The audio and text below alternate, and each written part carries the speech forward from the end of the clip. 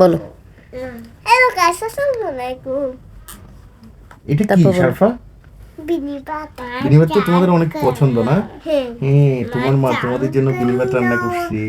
দেখো আজকের দেখতে বিনিবাতে 2 রকম নারকেল দিছি। দেখতে কিন্তু অনেক সুস্বাদু হবে না? হ্যাঁ, দেখতে মনে হচ্ছে অনেক সুস্বাদু হবে। হ্যাঁ, খাবে তুমি? খাবো। এই যে সারফার জন্য নিলাম, সারফা আমি আর সাফরিন এখন খাবো। বাবা ওয়াও, তা আমি তো এটা ছিলাম কি বলো? অফিসে, তোমরা আমাকে ছেড়ে বিনিবাত খেতে এসো, তাই না? এগুলা কি বলো? এগুলো তো খেজুর রস, যেটা আমরা বলি রাফ। ওয়াও, এটা দিয়ে তো আরো ইয়াম্মি হবে। একদম অরিজিনাল। হ্যাঁ, কোত্থেকে আনছো এটা? এটা আমার এক অফিস কলিগ থেকে নিয়েছি, ও আমাকে গিফট করছে। সারফার নাকি এটা দিয়ে খেতে অনেক মজা লাগছে। মুরগির মাংস দিয়ে? না, ওই যে বিনিবাত আচ্ছা খেজুর আচ্ছা রস আচ্ছা, দিয়ে। হ্যাঁ। এটা কি মুরগি রান্না করছো? হুম। মুরগি দিয়েও কিন্তু বিনিয়োগ খারাপ হয় না। হ্যাঁ, বিনিবাত আছে তো, তুমি মুরগি দিয়ে খেতে পারবে। সারফা বলো। তুমি তুমি কি দিয়ে খেয়েছো বাবা? আমি বিনিবাত নাকি তুমি যে খেজুর রস দিয়ে খেয়েছো? খেজুর রস বিনিবাত হুম, আচ্ছা। এখন দেখি মুরগি রান্না করতেছে, মুরগি রান্না চলতেছে। হ্যাঁ, মুরগি রান্নাটা দেখতে তো মনে হচ্ছে অনেক সুস্বাদু হবে। এটা হচ্ছে দেশি মুরগি, নানা নিয়ে আসছিল না, হ্যাঁ হ্যাঁ, 2টা মুরগি নিয়ে আসছিল না। কোনটা বুঝছো? অনেক বড় একটা মুরগি ছিল না তোমার নান্না? একটা না তো, 2টা। দুইটা, হ্যাঁ, তার মধ্যে এটা একটা। হুম। হুম, এই যে মুরগি রান্না হয়ে গেছে, আজকে মাছ রান্না করব, মুরগি রান্না করব, তারপর হচ্ছে কি রান্না করব বলো তো? আমরা তো দেখতেছি শুধু মুরগি রান্না করতেছো তুমি, এখানে তো অন্য কোনো কিছু দেখতেছি না।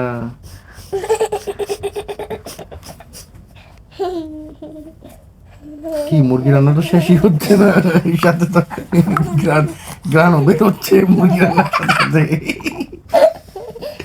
কি রে, এখনো মুরগি রান্নাই চলতেছে? না, এটা সারফা সাফরিনের জন্য মুরগি রান্না করতেছি। ওয়াও, সেই ইয়াম। হ্যালো এভরিওয়ান, আসসালামু আলাইকুম। অনেকদিন পর্যন্ত আপনাদের সাথে কোনো যোগাযোগ নাই, কোনো রকম ভিডিও নাই।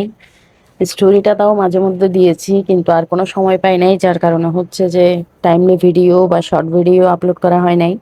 এতক্ষণ পর্যন্ত বাপ বেটি হচ্ছে ভয়েস দেওয়া ট্রাই করছে, ভুলভাল হলে অবশ্যই ক্ষমার দৃষ্টিতে দেখবেন, দুষ্টামি করতেছিল। আমরা হচ্ছে ঘুরতে গেছিলাম, তারপর হচ্ছে সেখান থেকে আসছি, আসার পর সাংসারিক ঝামেলা, যুদ্ধ, সবকিছু সামলিয়ে আজকে অনেকদিন পর একটা ভিডিও মেক করলাম রান্না বান্না করার সময়। কারণ আমি কক্সবাজার চলে যাব, কলিজাটা আমার অলরেডি দুপুক দুপুক করা শুরু হয়ে গেছে। হঠাৎ স্বপ্নের মতো যদি বাস্তব হয়ে যেত, কক্সবাজার যেতে হবে না আর কখনো, তাহলে আমার মতো খুশি পৃথিবীতে আর কেউ হইতো না হয়তো। যাই হোক, আজকে চিন্তা করলাম যেহেতু কক্সবাজার চলে যাব, শীতপিঠাটা বানাই ফেলি। শীতপিঠা বানাইনি এতদিন, আমি অর্গানিক যে গুড়টা অর্ডার করছিলাম সেটার জন্য। গুড়টা অনেকদিন পর আমাকে ডেলিভারি দিয়েছিল, আমি ঘুরতে যাওয়ার আগের দিন ডেলিভারি দিছিল আমার ফ্রেন্ড, কিন্তু আমি সেদিন বানাতে পারিনি যেহেতু ঘুরতে যাওয়ার একটা তাড়া ছিল, ব্যাগ গুছানোর এই সেই। সব মিলিয়ে ঘুরে আসার পরে আমি আজকে হচ্ছে গুড়টা বানানোর জন্য রেডি করলাম। এদিকে আমি একটু পানিতে লবণ দিয়ে গুড়, যেটা হচ্ছে চালের গুঁড়া আছে সেটাকে একটু মাখাইয়ে নিচ্ছি। সেটা এভাবে মাখাই, যেটা হচ্ছে আমাকে আম্মু বলছে, আমার ফ্যামিলিতে শুনছি, আর হচ্ছে যে আমার শ্বশুর বাড়িতে তো দেখছি, আমাকে প্র্যাকটিক্যালি আমার যা, আমার ননাস ওনাটা দেখাই দিছিল।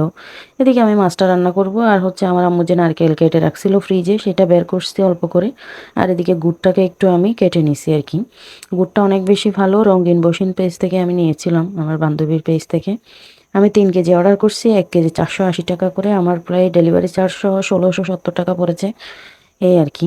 এদিকে আমি এটাকে একটু ডেলে নিলাম, এটাকে কি বলে, এটাকে চেলে নেওয়া বলে মনে হয়, হ্যাঁ চেলে নেওয়া বলে। গুড়, যেটা চালের গুঁড়া আছে সেটাকে একটু চেলে নিলাম, তখন এরকম ময়দার মতো একটা ভাপ নেবে গুঁড়া গুঁড়া।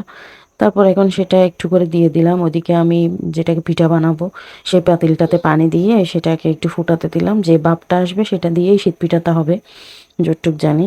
তারপর হচ্ছে এদিকে এই কাপটা আমি 5 টাকা করে কক্সবাজার থেকে নিয়ে আসছিলাম, আমাকে কে জানি দিছিল আমার ঠিক মনে নেই। আমি এখানে ফার্স্টের দিকে স্টিলের কয়েকটা কাপ কিনছিলাম, কিন্তু সেগুলো কোনো কাজ হয় না, এই আর কি। এখন হচ্ছে আমি এদিকে একটা নেট ব্যাগ নিয়ে নিছি, নেট ব্যাগ নিয়ে তারপর হচ্ছে যে কাপটা, শীতপিঠার কাপ, সেটার মধ্যে স্তরে স্তরে গুড়, নারকেল আর হচ্ছে গুঁড়া দিয়ে এই জিনিসটা বানিয়ে এভাবে দিয়ে দিলাম। এবার আমি ঢাকনা দিয়ে দিব। ভাপে যখন এটা হয়ে যাবে, চারপাশ থেকে ভাপ বের হবে, তখন হয়ে গেছে সেটা বুঝে নিব। এই আর কি। আমার হাজব্যান্ড অনেক বেশি শীত পিঠা পছন্দ করে, কিন্তু আমি অত বেশি খাই না, কিন্তু ওর জন্যই মোটামুটি বানানো হয়। প্রতি শীতের মধ্যে আমি প্রায় অনেকবার বানিয়ে ফেলি, কিন্তু এইবার শীতে আমি চাল আনছি খুব আর্লি, কিন্তু বানাতে পারি নাই শুধুমাত্র গুড়ের জন্য। আমার ফ্রেন্ডকে গুড়ের অর্ডার দিছি, সে অনেকদিন পর আনছে। আবার আমরা ভাবছিলাম রংপুর গেলাম, সেখানে হয়তো গুড়ের একটু ইয়া থাকবে, কিন্তু ওখানে গুড়ের কোনো ইয়া নেই। আমরা অনেক জায়গায় কুচ করে দেখছি, অনেক বাজারে গিয়ে গিয়ে খুঁজছি, রংপুর, দিনাজপুর, কিন্তু ওদের নাকি গুড়ের তেমন মানে ইয়া নেই। ওরা বিখ্যাত না আর কি গুড়ের জন্য। ওরা হচ্ছে জাস্ট গুড়ের যে রসটা আছে সকালবেলা, ওই রসটা বাগান থেকে আনে, ওইটা আবার ইয়া করে আর কি। তবে আমার ফ্রেন্ড হচ্ছে যে আমার হাজবেন্ডের একটা ফ্রেন্ড হচ্ছে ওকে 5 কেজি রসকে শুকাইয়ে 1 কেজি করছে, ওটা ওকে দিয়েছে। ওটা আমি বিনিবার দিয়ে সকালবেলা খেলাম, ভালোই, একদম অর্গানিক, তো খুবই ভালো লাগছে। ওরা নাকি 5 কেজি রসকে একটু শুকাইয়ে এরকম করছে। যাই হোক, আমার হাজবেন্ড অফিস থেকে আসলো, তারপর শীত পিঠাটা খেতে দিলাম, ওর ভালোই লাগছে। আর এদিকে হচ্ছে সেই সবজি নিয়ে আসছে। শীতকালে সবজিগুলো আমাকে সবচেয়ে বেশি টানে, আকৃষ্ট করে। সেগুলো একটু ঠিক করে রাখতেছিলাম ফ্রিজে, ওইটা আমি একটা ছবি করে নিলাম। এই আর কি। ভালো থাকবেন সবাই, আল্লাহ হাফেজ। শীত পিঠা বানানোর জন্য প্রসেসিংটা একদিন পুরোপুরি ভিডিওতে দিব। আজকে হচ্ছে সারাদিনের রান্না বান্না প্লাস হচ্ছে সকালের খাওয়া দাওয়া। সকালে আমরা বিনি ভাত খেলাম, সে গুড়ের ঝোলটা, জোলা গুড়টা দিয়ে।